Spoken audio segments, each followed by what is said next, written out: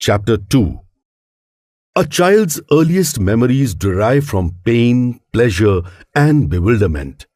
By Kilroy J. Oldster. Childhood memories.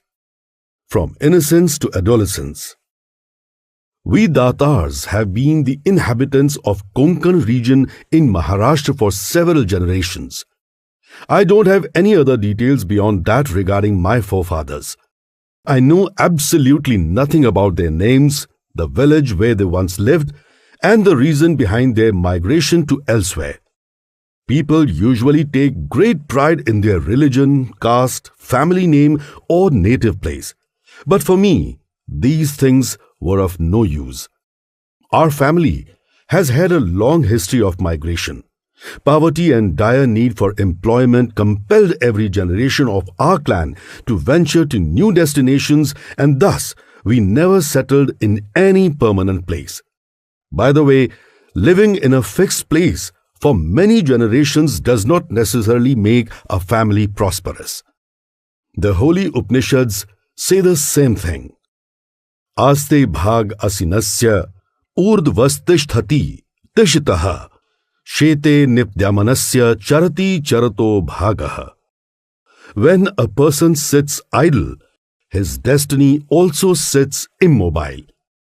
When one stands on his feet, his destiny stands with him, and when one keeps on walking, his destiny also walks alongside him. In our case, the destiny made us wander everywhere all the time. From our first forefather who left his village for progress up to me, this gypsy tradition has been continued. That was, to an extent, very helpful. But an amusing part of it is when I'm asked, who am I really and from where? My mind gets puzzled and I find myself unable to describe my identity in a single word. I am from everywhere. Since my forefathers were originally from Konkan, I am a Kokanastha, resident of Konkan. But since I was born and brought up in Vidarbha and all my relatives are from western Maharashtra, I am a Vaidarbhi as well as a Deshastha. At present, I represent both countries, India and UAE, and as my business is expanding across the nations, I am heading towards becoming a global citizen. Hence, the real answer, which satisfies, is I am just a human being representing Mother Earth. I remember a famous quote by Socrates, a great philosopher. I am a citizen not of Athens or Greece, but of the world. From sojourn to settlement. I am able to remember the history of my family only from the time of my grandfather, Ajoba, Mr. Dhananjay Datar. He was a clerk in the railway department. Those were the days of British rule in India. My grandfather was a sincere, honest, and obedient employee. His job consisted of frequent transfers from one station to another, and that too with immediate effect. Thus, Dattatreya Ajoba naturally lived a life of traveling. He was always prepared with his family and baggage to join the duty at any new place mentioned in the transfer order. By the way, until retirement, he felt no need to search for a house at new postings. Everywhere he was transferred, he always got a tenement in the premises of the railway station. This was the reason that he never cared to purchase a property in the form of a house or a piece of land anywhere from his family. Dattatreya Ajoba, with his obedient and disciplined nature, got regular promotions throughout his service tenure and was finally elevated to the post of station master, well before his retirement. His last posting was at Karanja in Washim district of Maharashtra, a holy place in Vidarbha. This town is the birthplace of Guru Nrsimha Saraswati, one of the most revered yogis and also the second avatar of Lord Dattatreya. Besides, since a long period of time, it is among some of the important marketplaces of Vidarbha. Dattatre Ajoba got attracted to the serenity of Lord Karanja and decided to settle there for two reasons. First, his name Dattatre, resembling that of Lord Dattatre, awakened a powerful instinct of devotion in his mind, and the second reason, being more rational, was he had no further chance of travelling to any further place and getting an accommodation facility either. Thus, he became a resident of Lord Karanja and purchased a small house there. Many centuries after wandering, our Datar clan finally got a new permanent address. Dattatre Ajoba was an upright and scrupulous person. Unlike today, those were not the days of exuberant salaries. Ajoba had to manage the family's expenses from his scanty income. He was taciturn by nature and preferred remaining silent even at home. On the contrary, my grandmother Lakshmi Aji was a domineering, surly, and belligerent woman, always ready to take up a verbal fight. Besides, she was accompanied by an equally rebellious army of her 8 daughters. This team of women was so dominant that Ajoba never dared to incite a conflict with them. Our family always remained in penury, as Ajoba's salary was only sufficient to make both ends meet, and whatever he had saved was used up in educational, health, and wedding expenses. I have faint memories of Dattatre Ajoba. He would sometimes tell me wonderful stories. Lakshmi Aji was not affectionate like him. Rather, she was dogmatic and prone to quick anger. Whether endearment or hatred, she was prone to extreme emotions. I had heard one such anecdote from one of my aunts. My father Mahadev was born as the first son in the family. Aji was so happy to have a son after 8 daughters that it was no surprise my father became the apple of her eye. So extreme was her care that she never allowed the child to be put on the floor. Every time one of the sisters had to carry their brother. But I was not lucky enough to enjoy such affection from Aji. Although I was the first grandson in the family, Aji never showed any affection towards me. She had some grudge and dislike for my mother, and as a reason, I had to bear the brunt of Aji's resentment for a long time. Aji always kept me at a distance and never caressed me. Such was her hatred. I grew accustomed to her behavior and reciprocated in the same way. Later in my teenage years, Aji's behavior somewhat changed. She mellowed and started talking to me cordially. Sometimes she would give me a rupee to buy some sweets. Alas, it was too late.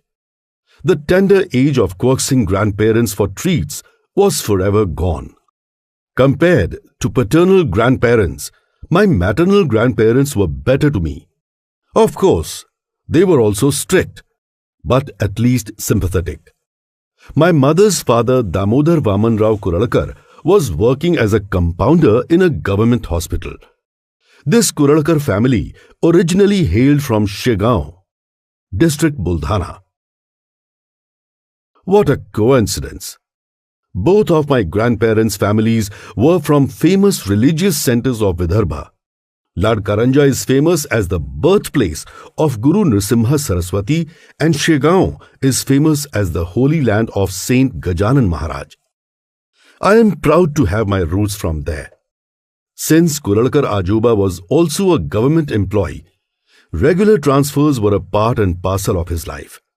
His last transfer was to a small village named Shirkhed, district Amravati. He got a home in the staff quarters there. I spent the first 3 years of my primary education in that very house. At post Shirkhed, the Kuralkar family was even poorer than the Datar family. Damodar Ajoba and his wife Shantabai had 3 daughters. My mother Shashikala was the youngest among them. Both of my aunts were married into middle-class families. At the time of my parents' wedding, Baba was working as a sergeant in Indian Air Force. They had their first child on 16th September 1964 and christened him as Dhananjay. That was me. After a year, my younger brother Sanjay was born. Baba, being Air Force personnel, was routinely transferred to different air bases. He was posted at Patiala in Punjab when I was 2.5 years old. I completed my nursery and KG standards there. Suddenly, Baba was transferred to Kolaba in Mumbai and we followed him. But just then, my parents encountered a problem. I couldn't get admission for first standard in any nearby local school. Sanjay, my younger brother, was an infant then, and naturally, I had to pay more attention towards him. The nature of Baba's job was so hectic that he would leave home early in the morning and return late at night. That made him unable to help I in any way. I couldn't handle 2 toddlers at a time. Another difficulty was that with marginal salary, he couldn't afford to get me admitted in expensive English medium schools. At last, I took the decision with a heavy heart to send me to Shirkhed for my primary education. Her parents were agreeable about accepting my responsibility. Thus, I arrived in Shirkhed all alone at a tender age. Shirkhed, being a small village in Morshi Tehsil of Amravati district, didn't have any English medium school. Therefore, I had to take admission in the local Zilla Parishad school for first standard. Damodar Rajuba's outfit was typically consisting of a dhoti, shirt and black cap. He never tried on a coat in his lifetime. Shanta Aji would wear a 9-yard sari. I still remember her face accentuated with a large red sindoor on her forehead. Ajuba and Aji were both of a strict discipline. Ajuba was very particular about making me recite the number tables and Ram Raksha Stotra every day. But like Datar Ajuba, he also would fear his wife. Interestingly, this couple's name were contradictory to their behavior. The name Damodar means the god of wealth, but Ajuba, in fact, lived always in a run-down condition. The same thing was with Aji. Her name Shantabai implies a woman of peaceful nature, but actually she was not a calm personality. Poverty made her behavior grouchy and quick-tempered. Ajuba never beat me, but Aji was not that tolerant. I received her smacks frequently for various reasons. Aji was very neat and particular about cleanliness, and I, being a naughty child, was not accustomed to tidiness. I would often spill something on the floor, and then hard slaps from irritated Aji were for sure. To avoid the beating, I would use many ideas. One of them was to make a deal with her. I would obey her if she agreed not to beat me. She had no choice but to accept the condition. In fact, behind her strict discipline, a deep love for her grandson was always there. Ajuba's home was a single-story structure with 3 rooms and a tiled roof over it. There were no water lines or taps. We had to fetch the water from a nearby well. That is why Aji would not tolerate the wastage of water. There was a spacious yard in front of our home. I would play many games there with my friends. Ajuba couldn't afford to buy expensive cricket accessories, but we had a solution for it. We would collect the strips of waste cloth from garbage thrown on the street, make a ball out of them, and then cover and secure this with used rubber tubes of bicycle tires. Someone had a makeshift bat made of a plank of wood. We would form the teams and play day-long matches. Besides, other local games like Dabba, I Spice, Sur Parambhya, Lagori, Hide and Seek, Thief and Police Kabaddi were also there to add to the pleasure. Ajoba would walk everywhere on foot as he couldn't afford to buy a bicycle.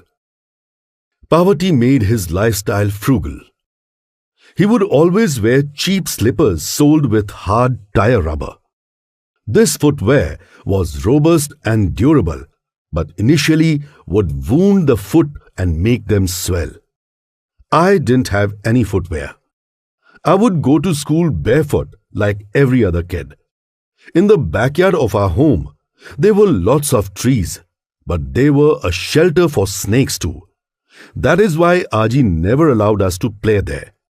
Even when we played in the front yard, she would watch us carefully standing on the doorstep. Sometimes, when I was late returning from school, Aji would impatiently wait for my arrival.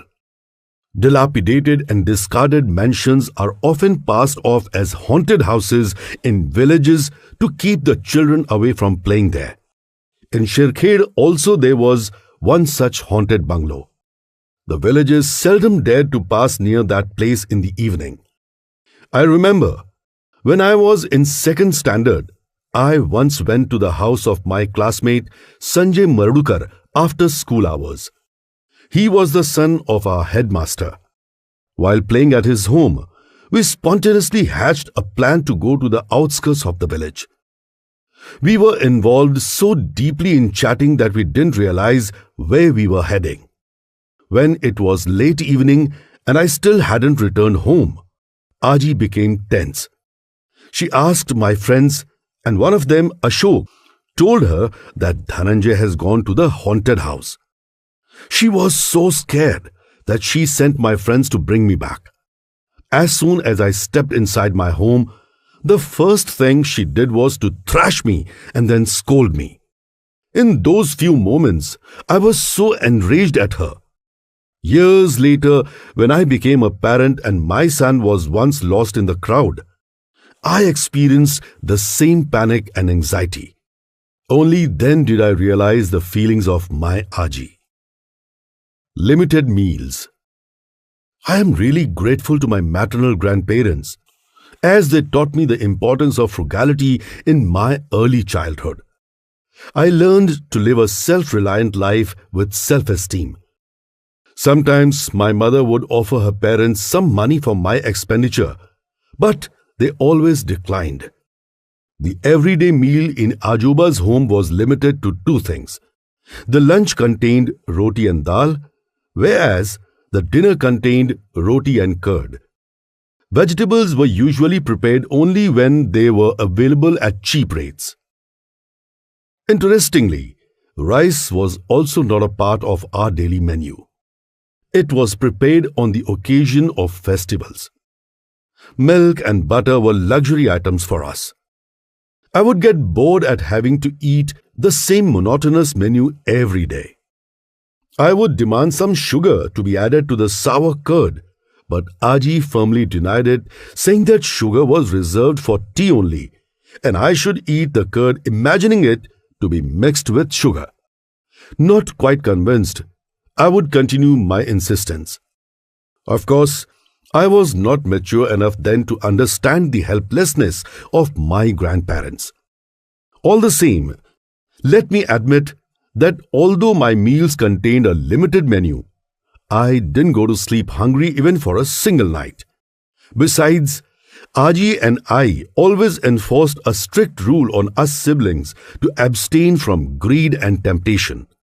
Thus, I became abstemious and got accustomed to being satisfied with what I had in my plate. So if I ever visited someone's house and they asked me to dine, I'd decline by saying I had just eaten and my stomach